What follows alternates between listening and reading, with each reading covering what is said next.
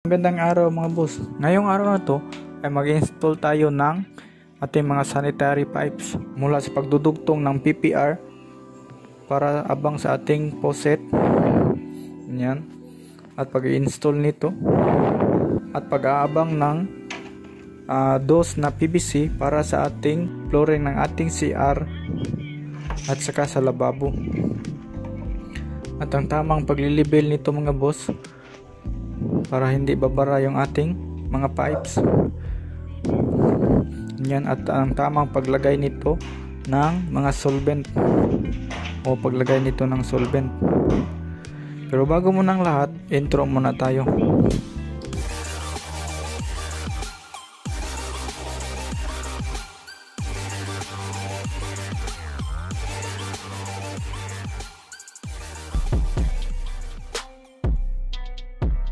So ito mga boss, bali sa ilalim ng hagdanan natin lagay yung ating CR. So bali ang lapad pala ng ating CR ay 1 by 2 meters.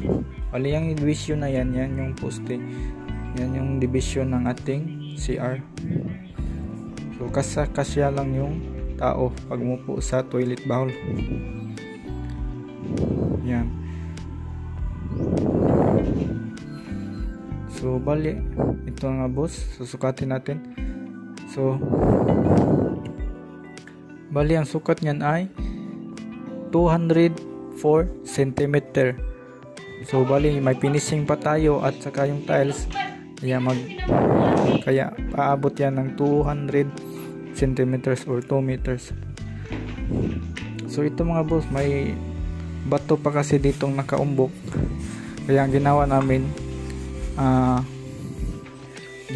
ginamitan ko ng grinder yung paggating ng tiles niyan at saka natin yan babasagin.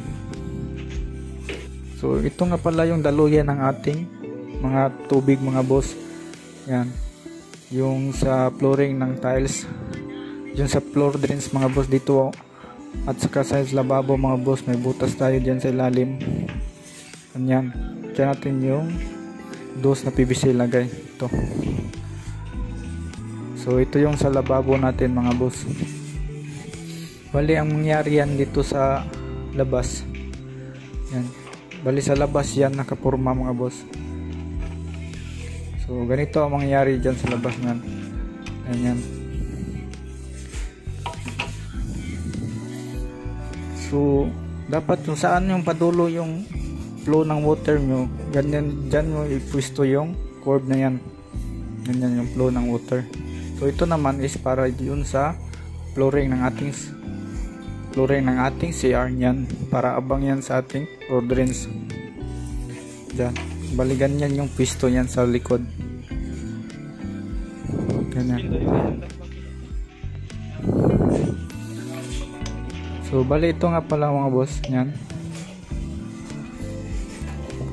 So, bali ito nga pala yung sa floor drains natin at ito ay sa lababo. Sa laboratory. Yan. So mamaya ito lalagyan ng epoxy solvent pag na final niya. So dito sa likod is final na to, kaya nalagyan ko na ito ng solvent. Ganyan. So mula doon dadalo yung tubig. Lilibilan natin yan mula doon hanggang dito. Yan. Yung mga PVC na yan dapat lilibilan niyan para yung tubig ay dadaloy. Bali yan, nakalagyan na yan ng solvent mga boss lahat. So bali lagyan nyo ng label mga boss niyan, label bar. So ito yung label nya. So ganyan. So dapat hindi label yan mga boss, dapat para yung tubig dadaloy talaga at walang mag-i-stuck sa gitna.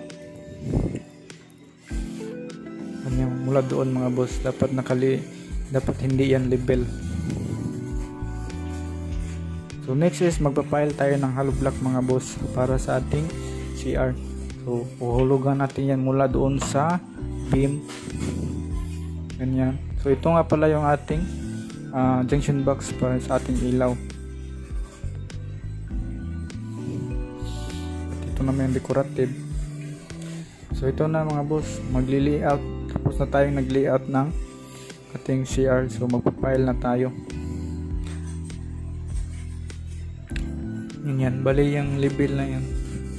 So yan, naghahalo na sila doon sa labas, ready na mag-file ng hollow block. So bali yung gamit ating bakal mga boss ay 10mm lang, at nag-L tayo na. Yung iba mataas yung L kasi naka-slant kasi yung hagdanan. So itong ako na to, yan yung level ng ating hanggang dito lang yung file mga boss, kasi yan dyan is pinto na yan. So nag-file na tayo ng hollow block mga boss, ganyan mga boss. So na-file na natin yan. So mabilis lang mga kalahating araw tapos na to. So balit tapos natin maglagay ng PVC sa labas mga boss, tapos ito naman sa loob ang ating ilalagay. So bali yung ganito. So bali na final ko na ito mga boss, at nalagyan ko na ito ng solvent. Ito nga pa yun sa floor drains, at ito naman yung sa laboratory.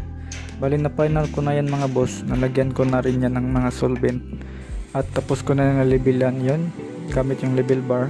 So dadaloy talaga yung tubig mga boss, ganyan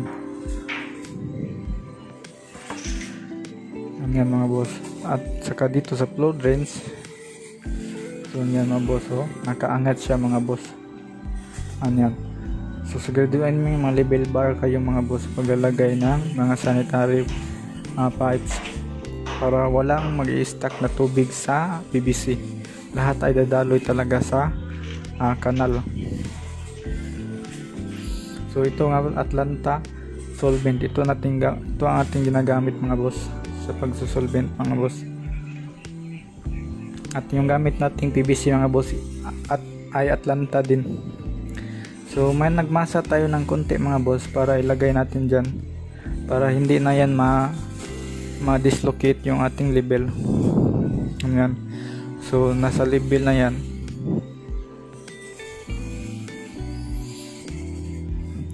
Para hindi na yan maaalog. Mali yung guhit na itim na yan, yan yung ating flooring. Yan, level yan ng ating flooring. At saka doon. Yan. So yan nga pala yung ating septic, mga papunta sa septic mga boss. Yan yung 4 na PVC na yan. Yan yung tinatabunan nito.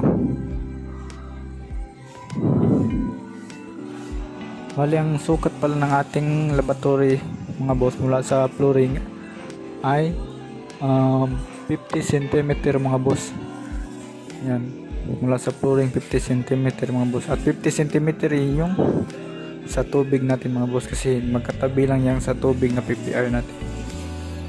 At ito namang sa pangbalde na tubig mga boss, yan, ito yung sa balde na tubig, yung dito tayo maliligo, ay 60 cm mga boss. Yan, so 60 cm.